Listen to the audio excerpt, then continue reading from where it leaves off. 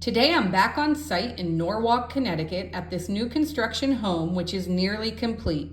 This home used Warmboard S panels with the heat pump version of the Warmboard comfort system.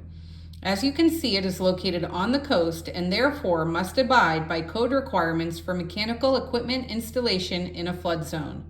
Onafreo Home Systems installed the heat pump unit outside up high on a deck, while the indoor equipment is located in an attic mechanical room.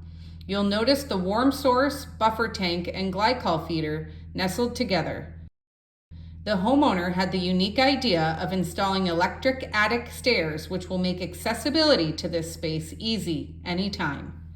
Space for a manifold location on the main level of this home was limited due to the compact open concept floor plan.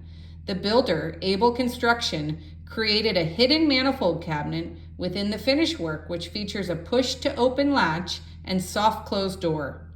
Painting will start shortly and the solid hardwood floors will be finished in place as the last step before the homeowners move in.